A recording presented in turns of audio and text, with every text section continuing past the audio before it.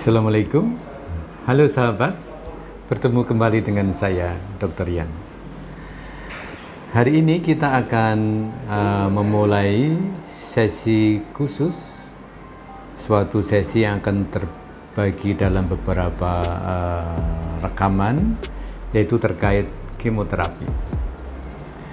Untuk memulai rangkaian sesi ini, kita akan berkenalan dulu, apa itu kemoterapi. Sahabat sekalian, kemoterapi adalah pemberian obat-obatan.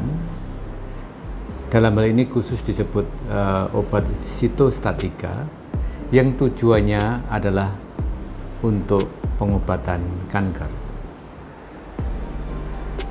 Apa itu sitostatika? Sitostatika adalah jenis obat di mana dia bisa menghentikan atau bahkan membunuh suatu sel. Tentunya dalam hal ini adalah sel kanker. Sehingga kemoterapi adalah pengobatan menggunakan obat sitostatika yang bertujuan untuk membunuh sel kanker atau menghambat pertumbuhannya sehingga diharapkan dicapai kesembuhan pada seorang penderita kanker. Nah, bahasan mengenai kemoterapi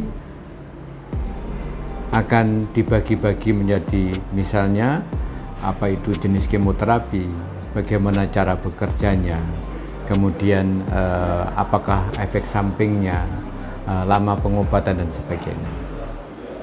Sekarang kita mengenal secara umum dulu. Pada pasien kanker, pengobatannya meliputi 3 modalitas. Jadi, modalitas atau sarana. 3 modalitas utama pengobatan kanker saat ini adalah pertama, operasi. Tentunya apabila suatu jenis kanker, misalnya kanker payudara, atau misalnya kanker mulut rahim, atau kanker kelenjar tiroid, kalau masih bisa dioperasi pada stadium yang masih bisa dilakukan operasi, maka target utamanya adalah operasi. Modalitas kedua adalah radioterapi. Sinar, disebut juga bestral. Fungsinya adalah apabila misalnya setelah dilakukan pengobatan, setelah dilakukan operasi, ternyata masih ada residu. Tidak bisa terangkat semua karena sudah advance, sudah melekat di organ lain, maka dilakukan radioterapi.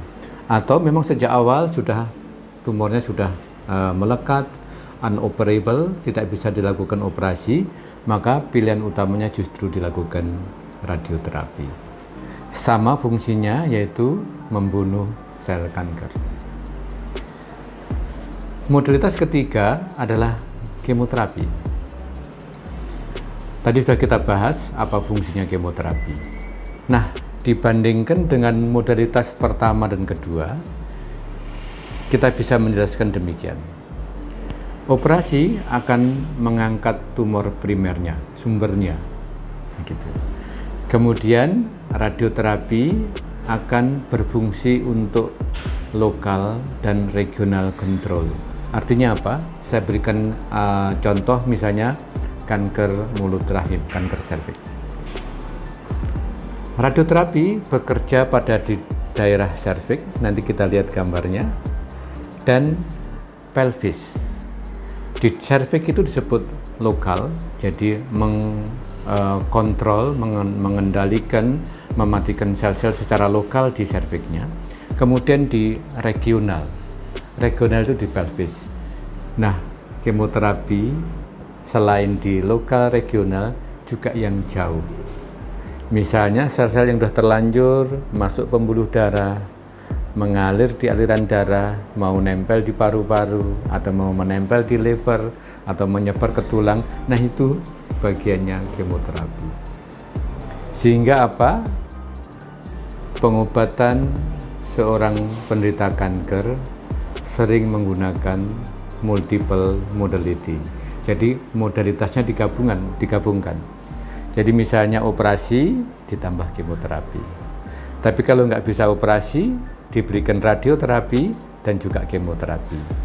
Nah, kombinasi ini yang akan dipilihkan seorang dokter ahli kanker dan tentunya diinformasikan ke pasiennya untuk mendapatkan persetujuan dan sebagainya. Sekarang memang ada pengobatan baru, misalnya targeted terapi, nanti kita bahas, sudah ada bahasan sebelumnya, dan juga imunoterapi. Dua jenis pengobatan ini akan menunjang atau meningkatkan keberhasilan pengobatan kemoterapi. Kemudian, satu hal yang sering terjadi di masyarakat itu kurang paham mengenai hal ini. Tapi hal itu kita maklumi karena memang hal ini lumayan jarang terpapar seorang pasien, sehingga tugas orang dokter untuk menjelaskan.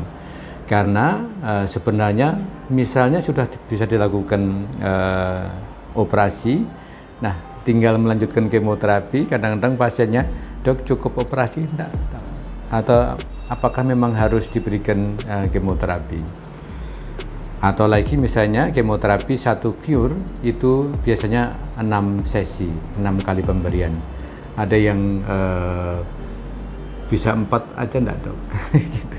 Nah ini sebenarnya akan mempengaruhi tingkat kesembuhan dan mempengaruhi tingkat kekambuhan. Karena semua sudah ada berdasarkan penelitian. Jadi prinsipnya bahwa pada pengobatan pasien kanker, seorang dokter akan berpikir, akan merencanakan, juga saya sebut sebagai think to step ahead. Jadi berpikir 1-2 langkah ke depan. Jadi bukan hanya sekarang sehat setelah operasi misalnya, tapi 3, 5, 10 tahun dan seterusnya tidak ada kekambuhan, atau minimal memperkecil risiko kekambuhan. Salah satunya adalah dengan pemberian kemoterapi. Demikian bahasan awal mengenai kemoterapi. Take care, stay healthy, let's keep hope alive. See you tomorrow. Demikian sahabat, info sehat hari ini. Semoga bermanfaat. Silahkan memberikan komentar atau mengajukan pertanyaan. Nanti akan kita bahas pada sesi Ask Me, Tanya Dokter Yan. Mari dukung channel ini dengan memberikan like, share, comment, and subscribe.